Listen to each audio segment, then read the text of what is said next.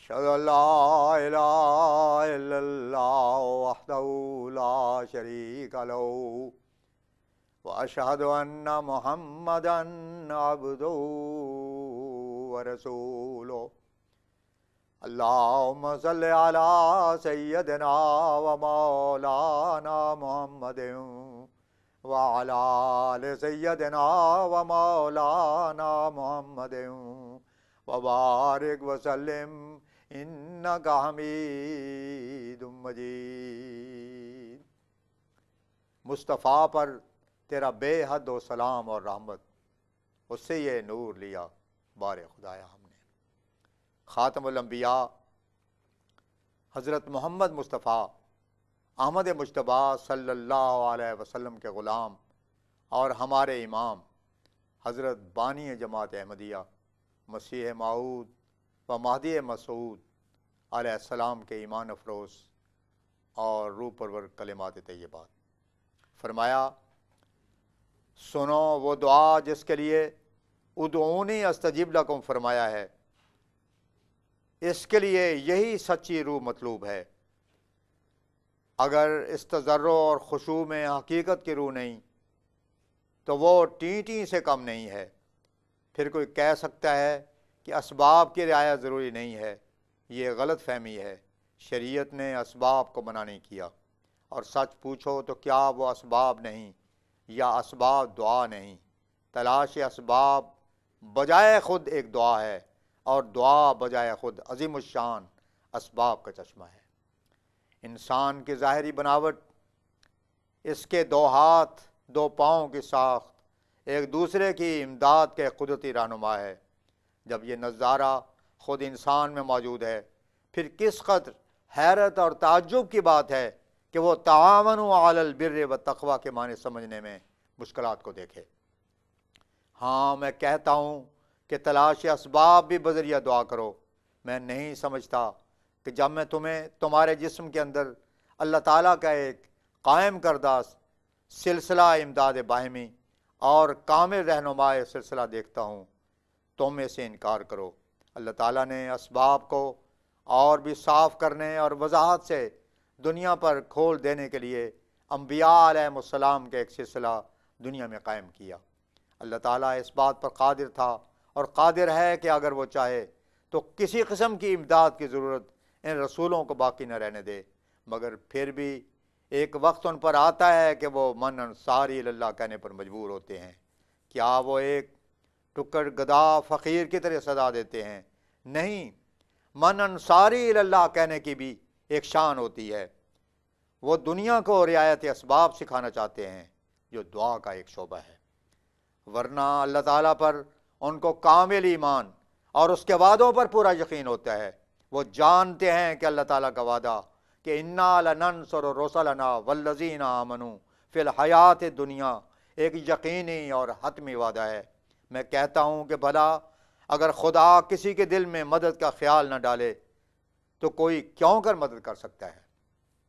اصل بات یہی ہے کہ حقیقی معاون و ناصر وہی پاک ذات ہے جس کی شان نعم المولا و نعم النصیر و نعم الوکیل ہے۔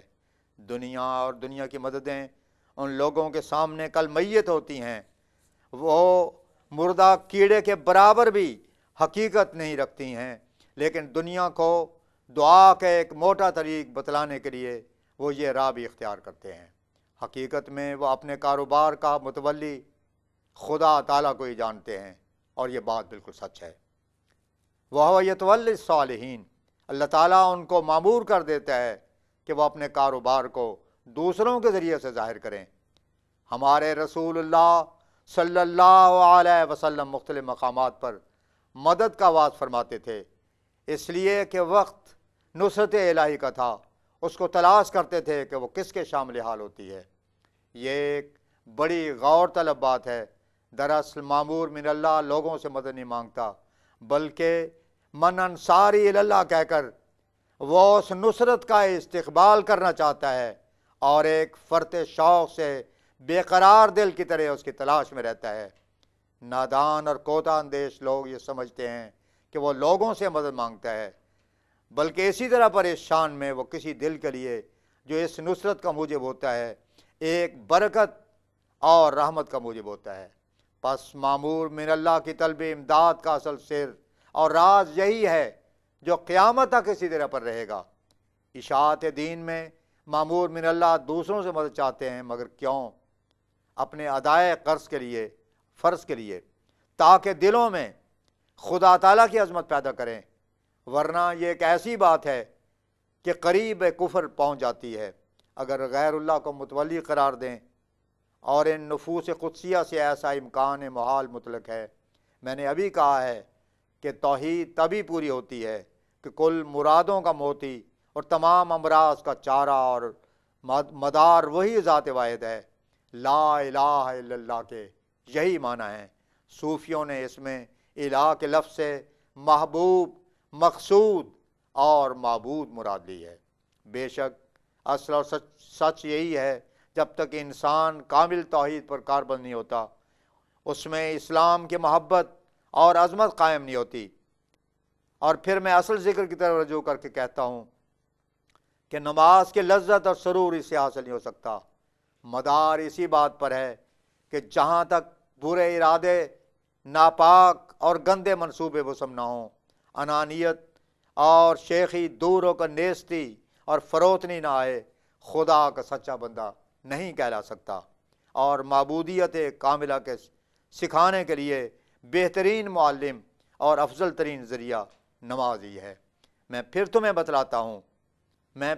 بتلاتا ہوں کہ اگر خدا تعالیٰ سے سچا تعلق اور حقیقی ارتباط قائم کرنا چاہتے ہو تو نماز پر کاربند ہو جاؤ، اور ایسے کاربند بنو کہ تمہارا جسم، تمہاری زبان، بلکہ تمہاری روح کے ارادے اور جذبے سب کے سب ہمتاً نماز ہو جائیں۔ خدا کے مسیح نے اس سلسلے میں اپنے عارفانہ کلام میں یہ بھی فرمایا ہے، اس جہاں کو چھوڑنا ہے تیرے دیوانوں کا کام، نقد پا لیتے ہیں وہ اور دوسرے امیدوار۔ عشق ہے جس سے ہوں طے یہ سارے جنگل بے خطر، عشق ہے جو سر جھکا دے زیر تیغ آبدار۔ وآخر دعوانا ان الحمدللہ رب العالمین۔